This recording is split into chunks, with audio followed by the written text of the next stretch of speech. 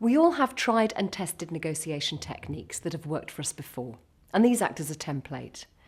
Beware of falling into the trap of not tailoring your approach, however. Every situation requires its own individual plan, although there are 5 key elements that underpin each situation. First of all, build rapport by acknowledging each other's position. Make sure your client knows you've acknowledged their position.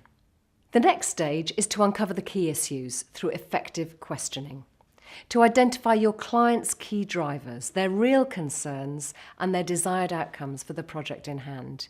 Keep probing until you have clarity. Such questioning also helps to diffuse any tension and avoids the no-win situation where you and your client lock horns. You can now start to suggest draft proposals using what-if scenarios to identify the framework for the deal. This leads to a process of bargaining, which decides who's responsible for what, what's expected, and what concessions will be made. If all of these stages have been followed, reaching agreement should be easier. Critically, make sure the end of the meeting concludes with a summary of the agreement and what should be a win-win situation for all involved. Let's look at some examples. A typical client objection is, your fees are too high.